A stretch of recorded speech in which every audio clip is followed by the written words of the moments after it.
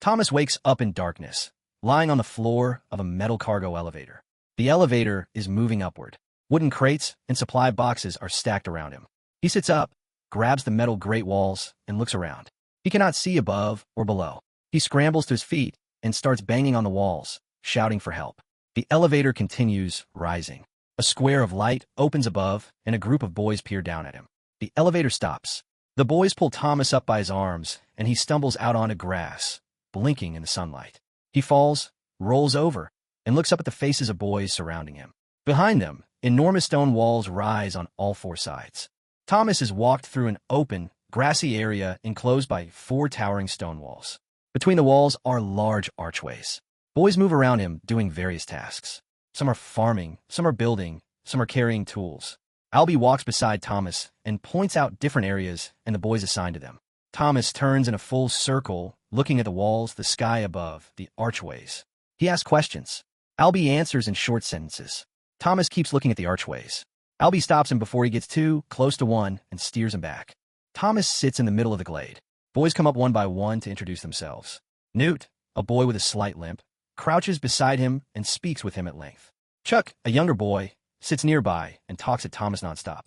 Gally, a larger, broad-shouldered boy, approaches and looks Thomas up and down without saying anything friendly. He walks away. Chuck leans in and tells Thomas not to worry about Gally. Newt walks Thomas along the inner perimeter of the walls. He points at each section of the glade and explains the layout. He stops at one of the archways and gestures beyond it. Through the arch, a stone corridor is visible. Newt explains that those are the entrances to the maze. He tells Thomas that runners go in every morning and come back before the doors close at night. He tells Thomas that no one who has ever spent a night inside has come back. Thomas stares into the archway. The stone is old and covered in ivy. Thomas walks toward one of the archways on his own. Gally steps in front of him and blocks his path. He tells Thomas the rules. The two stand face to face. The other boys watch. Gally holds his position. Thomas takes a step back. Newt intervenes and places himself between them. He tells Thomas that no one enters the maze who is not a runner, and that this is a rule everyone follows without exception. At dawn, the stone walls begin to grind open. Miho and a group of runners stretch, check their supplies, and jog into the maze. Thomas watches from the edge of the glade. During the afternoon, one of the runners, Ben, stumbles back into the glade alone. He is sweating heavily and his eyes are bloodshot. He collapses near the entrance. The boys gather around him.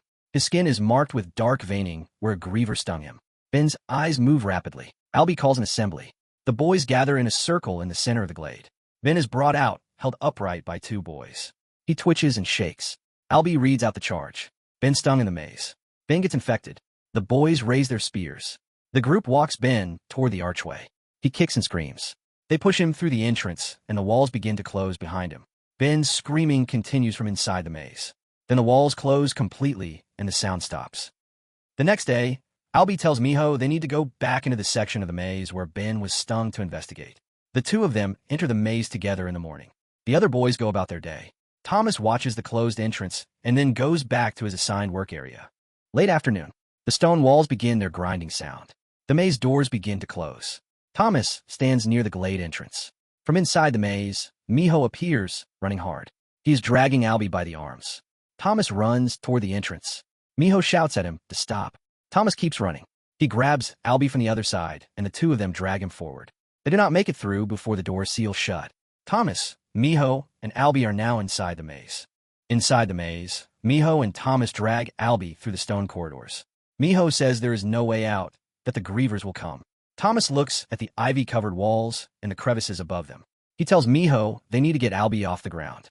They wrap Albie in vines hanging from the wall and wedge him into a crevice high above the corridor floor. The griever appears at the end of the corridor. Miho runs. Thomas sees Miho disappear around a corner. He stands alone in the corridor as the griever moves toward him. He sprints. Thomas leads the griever through a series of corridors. The maze walls begin to shift and move on their nightly cycle. Thomas watches the pattern of the moving walls. He positions himself between 2 walls as they begin to close. At the last moment, he jumps clear. The griever, chasing behind him, is caught between the walls as they close.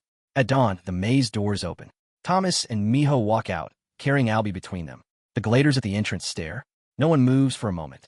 Newt walks toward them and takes Albie. The crowd parts. Thomas and Miho walk through it.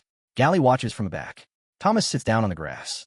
Several boys gather around Thomas and Miho, speaking at the same time. The elevator mechanism activates again. The boys turn and look. The elevator rises and opens. A girl lies unconscious inside, surrounded by boxes. The boys look at each other. Someone says she is a girl. Thomas steps forward. He looks at her face. She holds a note in her hand. Newt takes the note and reads it aloud. It says she is the last one ever to be sent. The girl opens her eyes briefly and says Thomas's name. Her eyes close again. Thomas straightens and looks at the other boys. No one speaks. Teresa is placed in the medical area of the glade. She lies in a bunk with her eyes closed. Thomas stands inside watching her. Albie is also in the med area, unconscious on another bunk. Newt calls Thomas forward in front of the group. He tells the assembled gladers that Thomas has survived a night in the maze and that no one before him has done this. He tells Thomas he is being made a runner. Gally speaks up from the crowd and objects. He lists the rules Thomas has already broken. Other boys argue back. Newt overrules Gally. Thomas nods. Teresa is awake. She sits up in a bunk. Thomas sits across from her. The two speak in low voices. She tells him she knows him. He tells her he does not remember her. She tells him she has memories of him, of a place with water, of people in lab coats. Thomas listens. He tells her he has had similar flashes. She holds up the canister of serum she arrived with. 2 doses. Thomas tells Newt. 1 dose is used on Albie.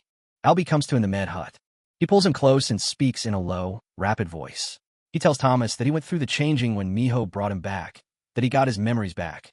He tells Thomas that Thomas was there, on the other side, that he was one of them. Deep in the maze, Miho and Thomas use the device Thomas recovered from the dead Griever. They follow its signal through corridors they have not run before. They come to a cliff face inside the maze. At the base, a dark vertical opening in the stone. The device pulses when pointed at it. Miho looks at it for a long time. That evening, the gladers wait for the grinding sound of the maze doors closing. The sound does not come. The archways remain open. The boys gather at the entrance and look in.